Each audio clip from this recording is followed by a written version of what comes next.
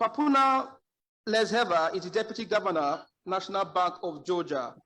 Prior to joining National Bank of Georgia, Papuna served as the financial officer at International Finance Corporation since 2015 and was advisor to the Deputy Governor, to the Executive Director of, of the World Bank since 2013. His earlier career, Mr. Papuna Lesheva held various positions in banking supervision at the National Bank of Georgia and Financial Supervision Agency of Georgia. Mr. Papuna is a chartered financial analyst and he holds a master's degree in finance from IE Business School in Spain, and also has a bachelor's degree in business administration from the American University in Bulgaria. Mr. Papuna Lesheva, you may proceed with your presentation at this point. Thank you very much. Thank you very much for this kind introduction. I'm pleased and honored to be part of the panel today. Of course, it would be more interesting to be physically there, but unfortunately, I have to attend this conference online. Now, I will structure my presentation in three major themes. First, I want to address the need for CBDC, why CBDC and why now. I will next talk about the challenges that National Bank of Georgia has faced so far in terms of CBDC implementation. And then I will give a quick snapshot of where we currently stand exactly and what are our next steps. So to start with, I have to say that National Bank of Georgia, we like to position ourselves as a forward-looking central bank and regulator. And under our financial supervisory strategy, we have underlined 5 major priorities, one of which is development of fintech ecosystem. We have already carried out a few projects in this regard and will further push for innovations. One of the examples is our open regulatory approach, which allows the fintech companies and the firms to test their innovative business models in the framework with less regulatory burden. And CBDC is part of our strategy. We not only work on CBDC, but we also promote the DLT ecosystems and innovations that occur within the DLT ecosystems. We all know that the sector grows very rapidly, that businesses are entering new areas, that they're proposing alternative services and products to their clients. And this often goes beyond the traditional financial systems. But we want to attract the high interests for our CBDC project, which exists globally, and we think it's our job as a central bank to make these innovative opportunities accessible for Georgian population as well.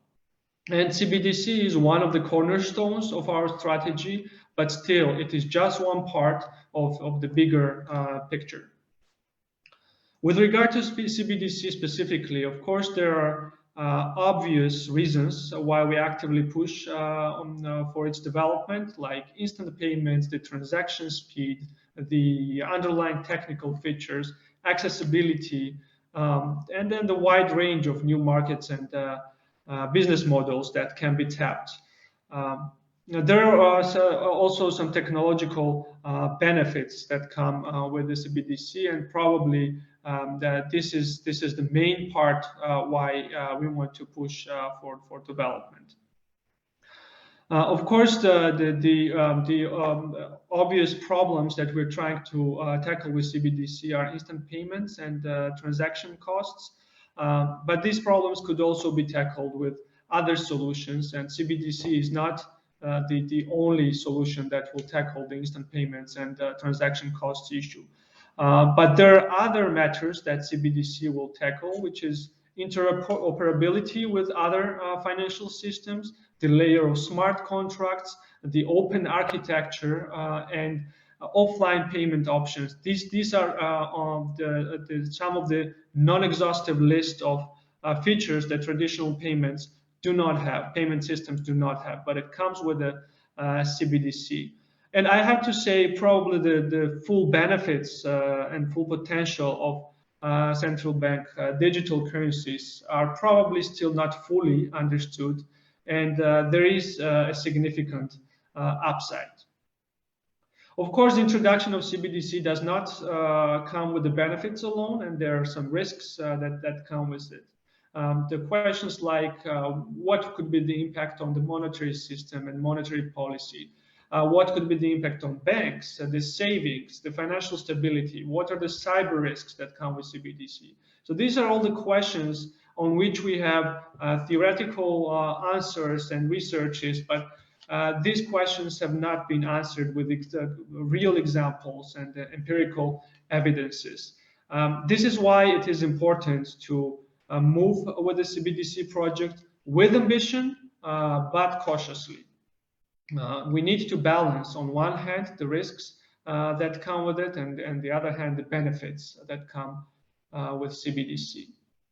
And now, in particular, with the Georgian project, I would like to share some of the challenges that we have faced. Of course, this is a novelty all over the world, and the challenges are many. But I would like to focus on the few of them. The biggest challenge associated with this project was the lack of international practice. We don't have a prescribed recipe for CBDC like we have, for example, for banking supervision, the Basel core principles and others. And we don't have the best practice and examples where we can copy paste and learn from. So what we do here is we really learn by doing. We look at CBDC as a new venture, like a startup itself, but with a big difference that in this new venture, we cannot fail because it may have significant costs. On one hand, we have to think through all the stages of the CBDC development and how we make this project a success. But on the other hand, we have to balance the risks that come with it, and also possibly have scenarios about the exit strategies. We have to make sure that CBDC is compatible with other payment systems, and even with the potential payment systems that maybe other central banks will develop. And this is an additional challenge where we don't have international best practice. For example, we don't know how the cross-border transactions will exactly work. But at the same time, we know that most central banks are exploring CBDC in one way or another. Some are at the research phase, others are preparing for pilot, and we also have a few banks that gone into the live testing of the CBDC. And this means that CBDC story is evolving very fast, and dynamics are changing constantly. We have to make sure that the solution that we implement goes step by step with these developments, and we don't invent something that is not compatible with the world 5 years from now. And also, although we have completed the research phase, we still continue, this is a continuous process, we still continue exploration and learn what other countries do, what international organizations recommend. And we need to keep ourselves up to date. We need to keep ourselves constantly connected with our partners, central banks and international organizations in order not to miss any significant developments which could be considered in our testing phase of the CBDC, and we have to consider these issues in the design.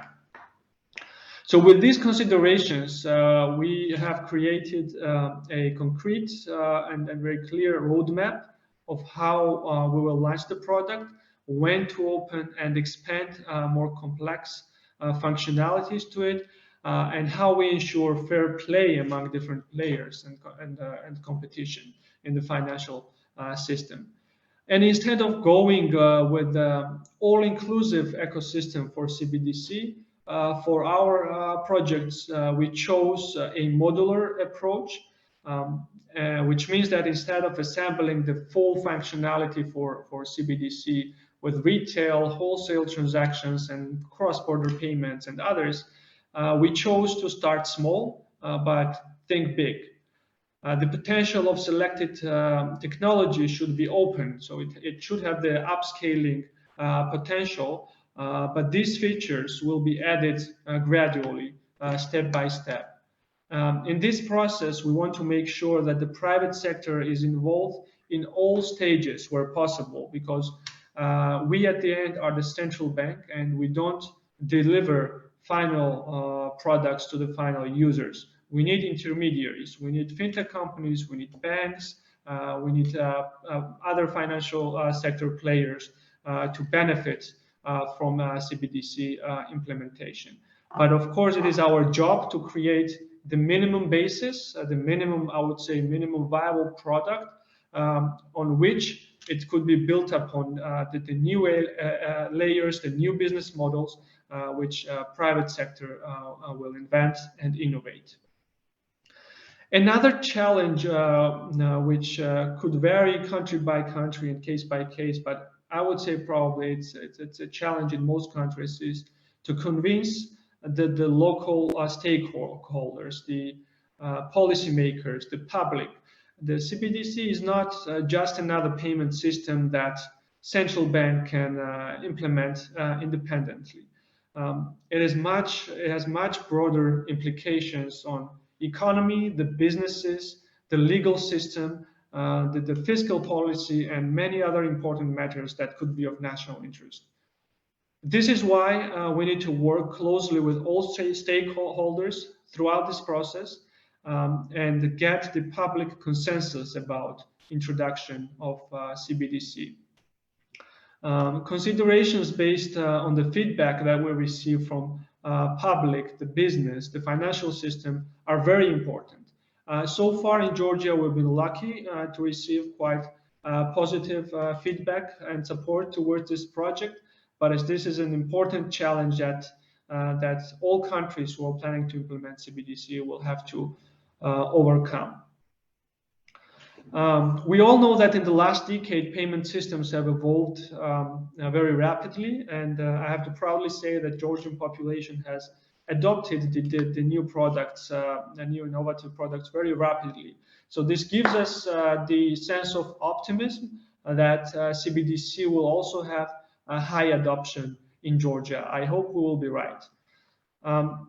We conducted extensive research to mitigate all potential concerns that the public may have with regard, for example, to cybersecurity or some other issues.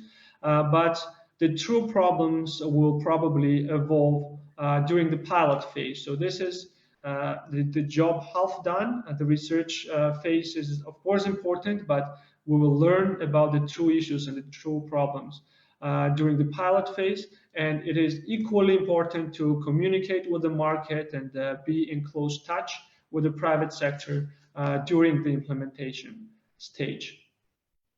And finally, the third important point that may be bothering most central banks who are thinking about CBDC is challenges related to the technological partners. So whether there are technological solutions that we can use, whether we can select the right partner.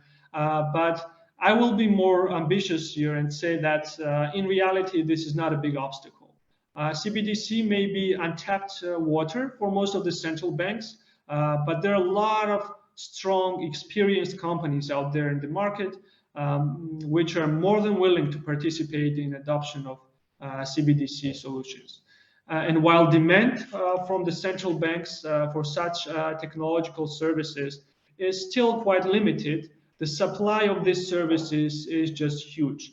And this gives those few central banks that are going to implement CBDC an advantage in the implementation phase.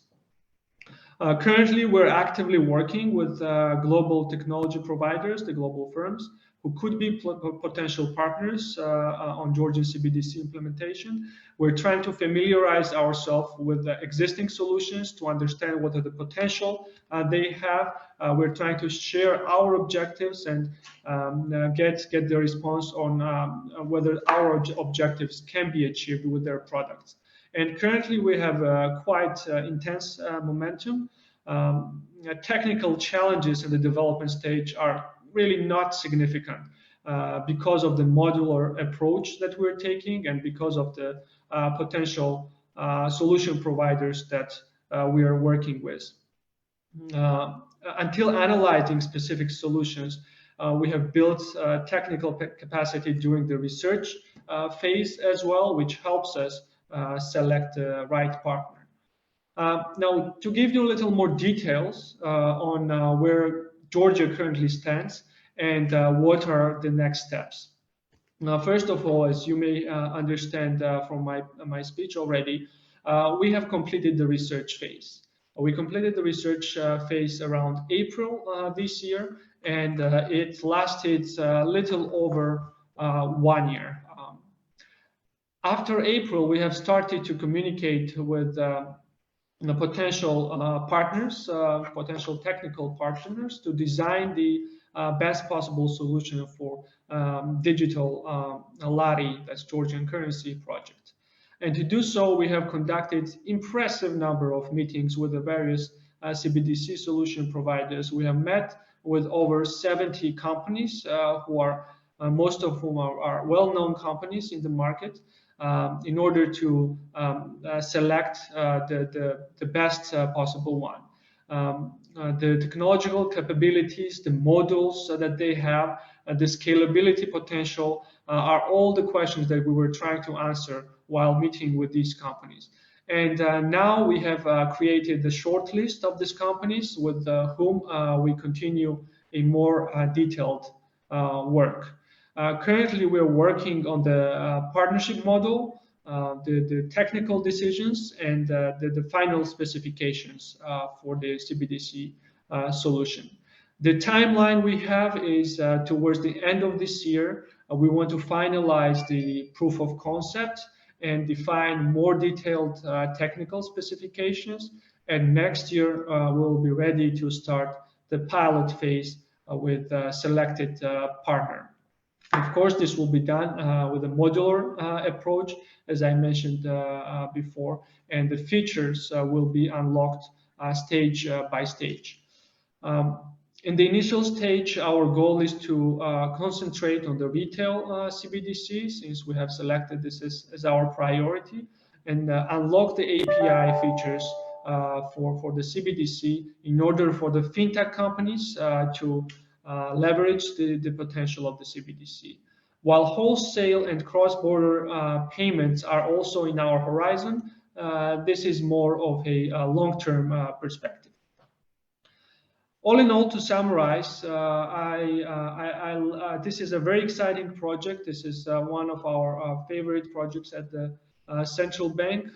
We believe, aside from the obvious benefits that CBDC brings, such as faster, cheaper payments, more secure, and technological openness, the additional expected benefits are still to come.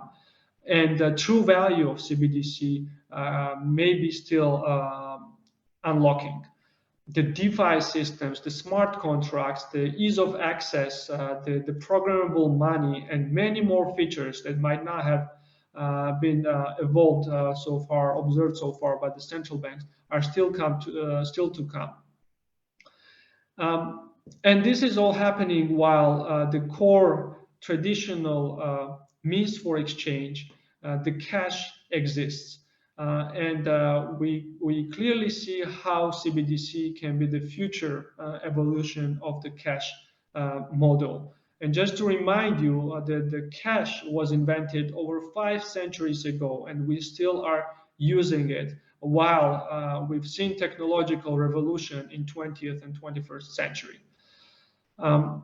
It won't only act as a beneficial solution for the overall population and the retail sector, but it will create surely the opportunities for local businesses. It will create new products and services that we probably not foresee quite clearly at this stage. We expect the new markets and new financial ecosystems to evolve on the CBDC in Georgia. We try to keep very open relationship with regard to CBDC, not only with the local partners and CBDC solution providers, but also with the central banks internationally. So if there is a desire, we'll be happy to share more thoughts, more details, and share our knowledge with the Central Bank of Nigeria bilaterally. Thank you very much for listening. I'll be happy to answer any questions. Thank you very much, Papuna Lezeva. We've gleaned some insights from your presentation. You can stay online for a bit. I have a question from you, that came from one of our listeners online. And the questions, let me just try and paraphrase it, but I put it in the Nigerian context. The question seeks to get your view on privacy issues vis-a-vis the vulnerability or the simpler fact that user information is available out there. Okay, so how do you address these concerns, seeing that the central bank or the central system have access to people on their dashboard to people's information? That is a question for you. How do you speak to that?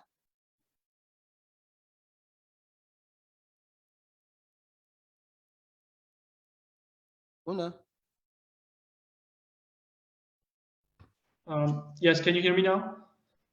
Yes, I can.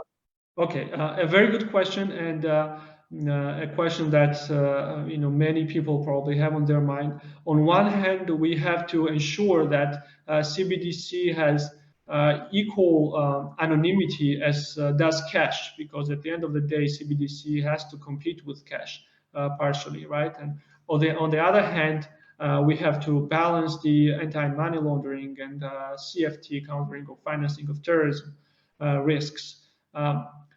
And it's a difficult balance that we have to find, but the solutions that exist in the market allow significant level of anonymity that are compatible with the GDPR principles, the privacy principles that are accepted worldwide. But at the same time, if there is a need to track a specific transaction, CBDC allows much better tracking of the transaction than does even the bank transactions. So from AML perspective, we see, if rightly designed, CBDC will have a lower risk, while at the same time it will have significant level of privacy for its users. So all intermediaries who pass the CBDC through the value chain will not have access to private information, and the transactions for them will be anonymous. But through tracking the full chain of transaction, we will be able to balance the AML risks. So hope I did this response to the question.